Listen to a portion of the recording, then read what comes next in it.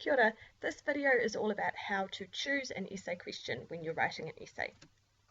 Here are the contents for the whole series of videos about Unwind.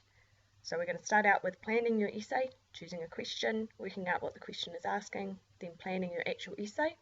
Then when you come to writing your essay, there is a video about an opening quote, the whole introduction, then we break down the paragraph sentence by sentence, and then a video about the conclusion. Here is the practice essay that I have written for the question that I'm going to choose. There's no mystery here.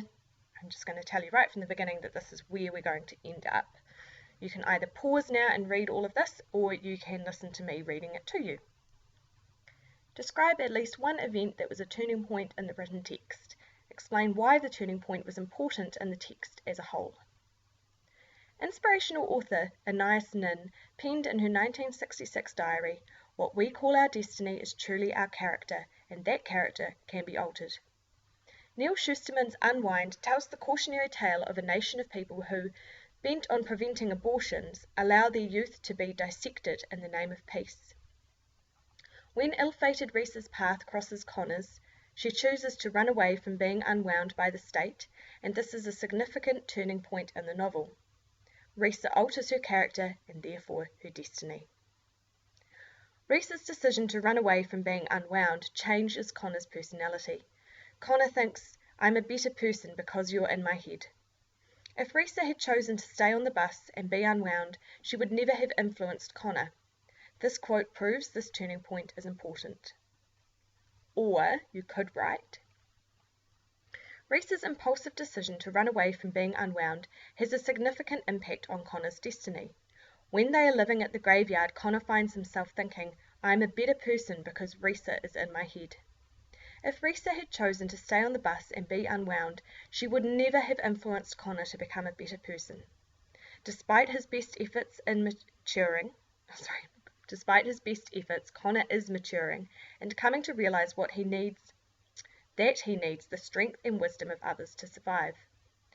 Reesa's history is also fiercely independent, and in running away with Connor and Lev, she finds herself trusting in and relying on those around her for the first time. This dynamic of lost souls bonded together by circumstance is so often seen in fiction. Rue and Katniss, Oliver Twist and the Artful Dodger, Huckleberry Finn and Tom Sawyer.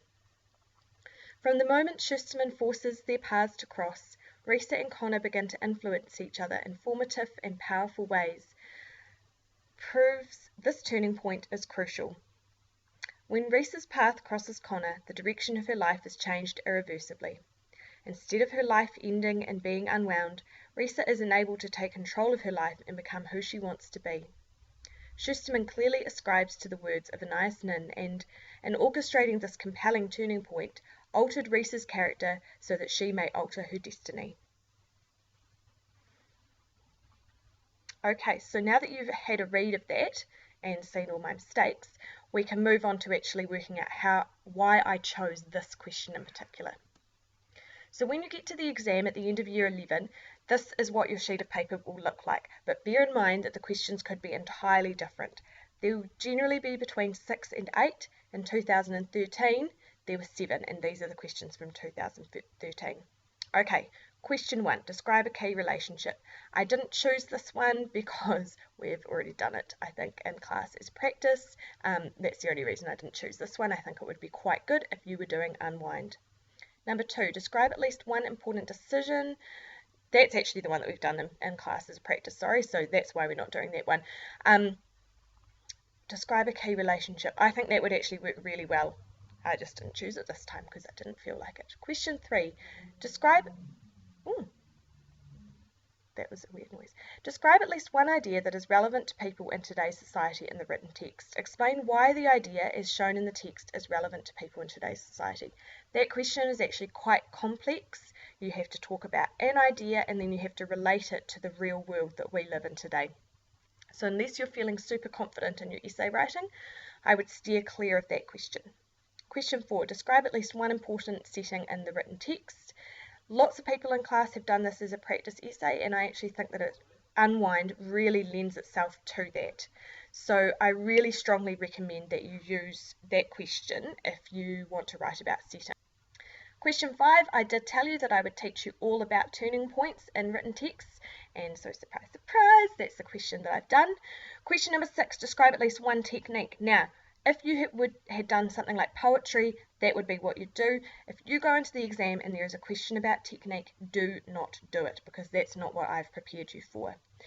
Number 7, describe at least one change that happened in the written text. Explain how the change helps you to understand one or more key ideas.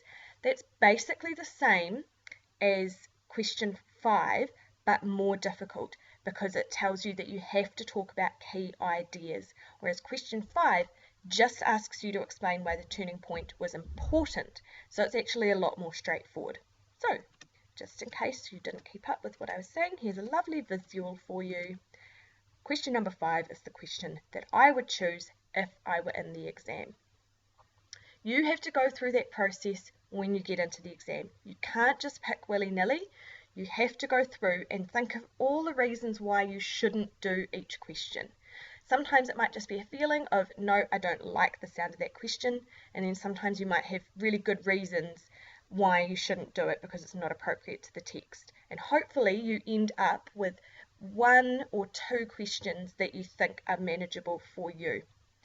Something really important to remember, and this has come straight from NZQA, and I've heard the organiser of the exam say this myself, you cannot do a memorised essay, because they intentionally write the questions so that they cannot be prepared for in a memorised way.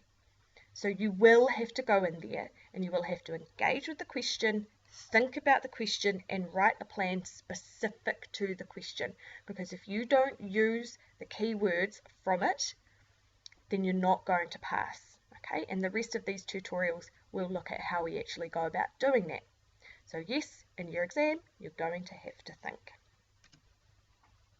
That's all for the tutorial on how to choose a question.